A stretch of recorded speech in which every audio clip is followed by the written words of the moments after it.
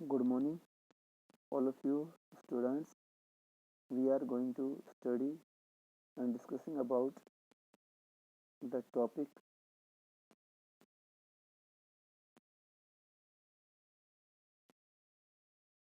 narration. यानी it means हम इसको direct and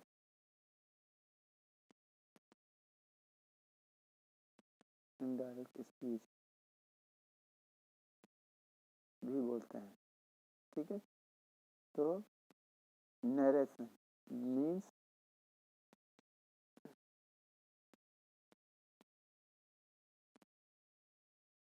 what is narration, यानी नरेशन क्या है। तो हम इसको डिफाइन करेंगे। Narration is the way of saying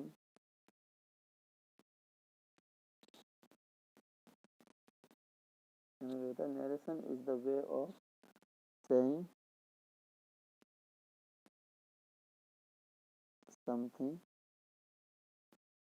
to others as he said, जैसे कि उसने कहा। and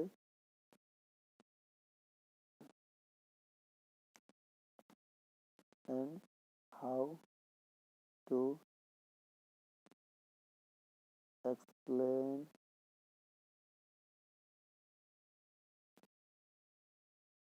the same words of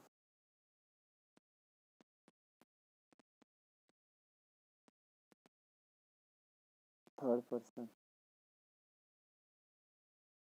narration is the way of saying something, यानी नरेशन एक ऐसी कला है या एक ऐसी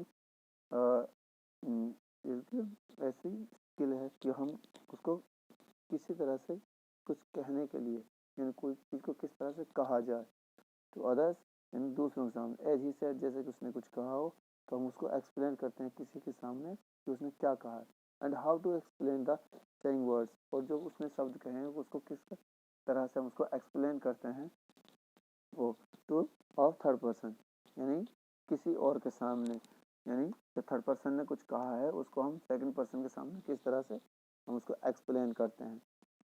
कि तो शॉर्ट रूप में हम इसको लिख सकते हैं the way of explanation. Explanation, ठीक है, ये हम इसको इसमें इस तरह से लिख सकते हैं। तो स्टूडेंट्स यहाँ हम लिखेंगे there are two type of narration। First of all,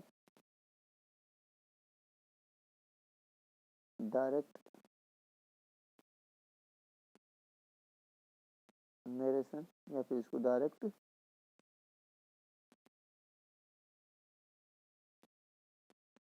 speech ये भी बोलते हैं।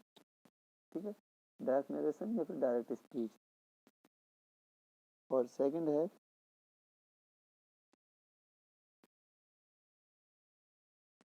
इनडायरेक्ट नरेशन या फिर इनडायरेक्ट स्पीच, यानी इसके टू पार्ट्स हैं, डायरेक्ट और इनडायरेक्ट। तो अब हम आगे इसकी एक्सप्लेनेशन करेंगे डायरेक्ट नरेशन की। जो डायरेक्ट नरेशन है वो क्या है।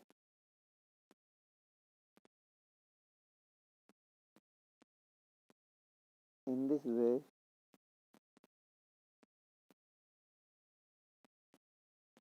we can say the words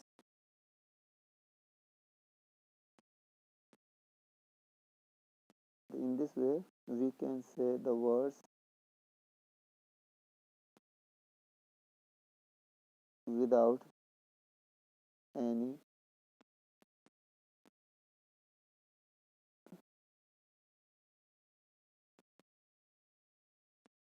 changement, यानी हम उसको जैसे बोलते हैं कि in this way we can say, यानी इस तरीके में वी कैन से हम कह सकते हैं, यानी इन से की बजाय हम यहाँ explain the words without any changement, यानी बिना बदलाव तो हम उसको लिखते हैं लाइक, हम इसको एग्जाम्पल के तौर पर लिख सकते हैं, जैसे he said comma inverted comma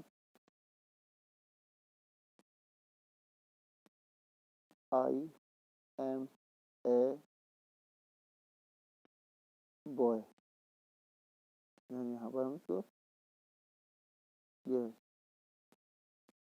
तो ये है हमारा डायरेक्ट, यानी इसने कहा he said I am a boy, तो हम इसको किसी के सामने एक्सप्लेन करेंगे तो हम इसको एज इट इज ऐसे ही एक्सप्लेन करेंगे जैसे उसने कहा था, विदाउट एनी चेंजमेंट, बिना किसी बदलाव के। तो हमसे जिसने कहा कि ही सैड, उसने कहा आई एम ए बॉय, मैं एक लड़का हूँ, तो अगर हम इसको इनडायरेक्ट में करेंगे तो इन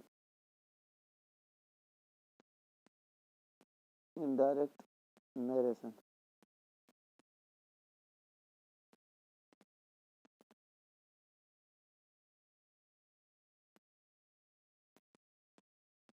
in this way we explain the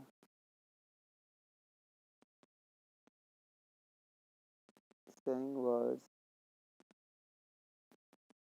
with some changes, यानी वो कहता है कि हमने जो वर्ड हमसे कहे गए हैं उन वर्डों को हम किसी और थर्ड पर्सन के सामने, सेकंड पर्सन के सामने हम उसको एक्सप्लेन करेंगे तो उसमें कुछ चेंजमेंट हम उसमें करेंगे।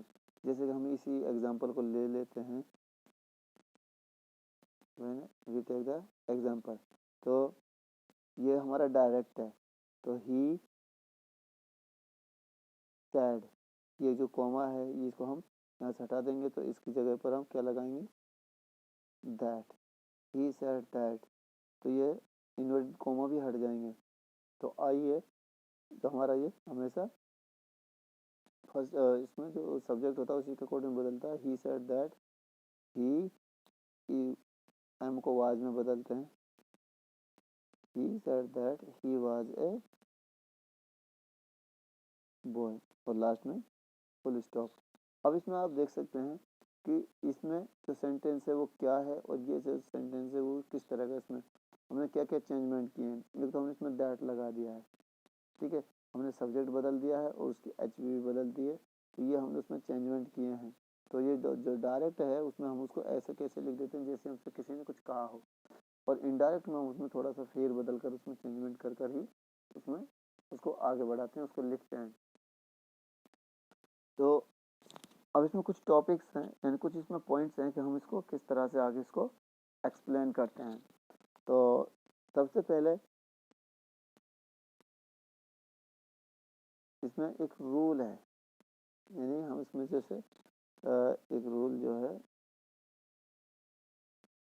रूल्स कौन कौन से हैं, अकॉर्डिंग टू फॉर्मेशन, यानी सूत्र जिसको बोलते हैं। सबसे पहले 1 2 3 अपॉन एस ओ एन, यानी 1 2 3 अपॉन एस ओ एन, ये जो रूल है। तो अब हम इसको जब इसको एक्सप्लेन करेंगे रूल को, तो सबसे पहले हम इसको फर्स्ट ऑफ ऑल, ये है हमारा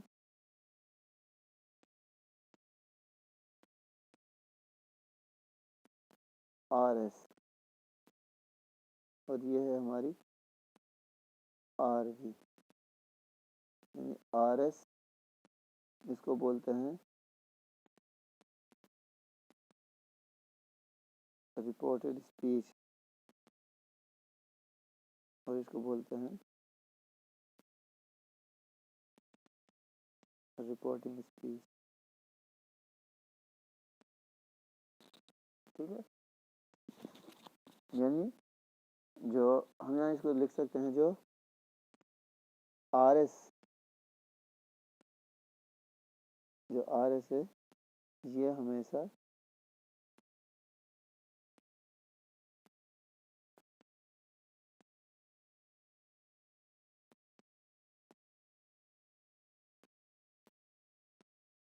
कोमास के अंदर होता है,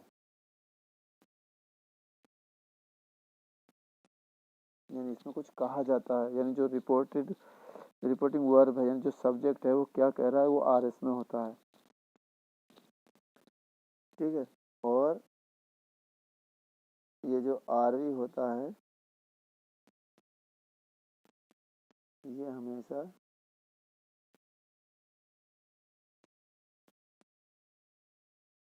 इन्वर्टेड कॉमास से बाहर होता है।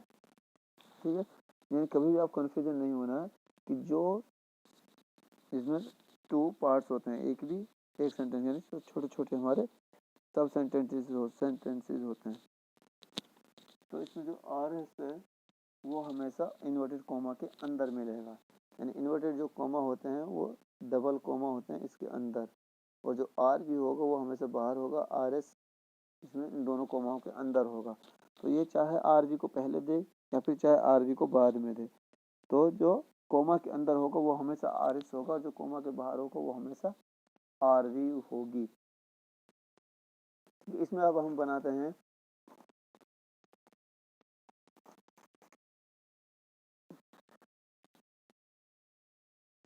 तो हमने जो अभी सूत्र बताया था आपको 1 2 3 अपॉन SON, तो सबसे पहला इसमें हम लेंगे यदि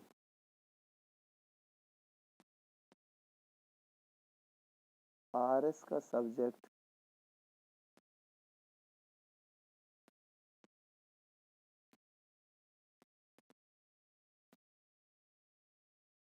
फर्स्ट पर्सन हो तो ये आर वी के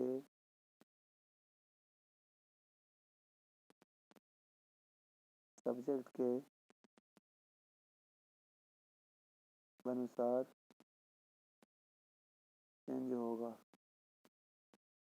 यानी जैसे ये है, ये तो हमारी है आर एस और ये है हमारी आर वी। यदि आर एस का सब्जेक्ट फर्स्ट पर्सन है तो वो हमेशा आर वी के सब्जेक्ट के अकॉर्डिंग चेंज होता है। ठीक है, तो दूसरा है यदि आर एस का सब्जेक्ट यदि आर एस का जो सब्जेक्ट है वो सेकंड पर्सन हो तो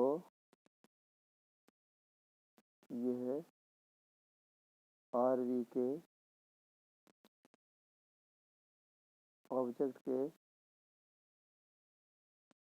अकॉर्डिंग चेंज होगा। जो तीसरा है यदि आर एस का सब्जेक्ट थर्ड पर्सन हो तो ये कभी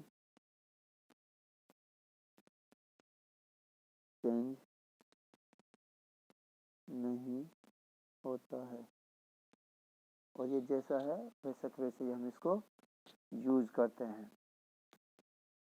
ठीक है स्टूडेंट्स, हमने इसको यहाँ तक इसके जो थ्री जो रूल्स हैं उसको कर किए हैं। तो आगे हम इसको अगले वीडियो में यहाँ से आगे इसका जो एक्सप्लेनेशन है वो आगे की वीडियो में करेंगे। तो अब तक जो हमने इसमें जो रूल्स करवाए हैं उनको आपको सिर्फ स्टडी करना है, उसको लर्न करना है। ठीक है, थैंक यू।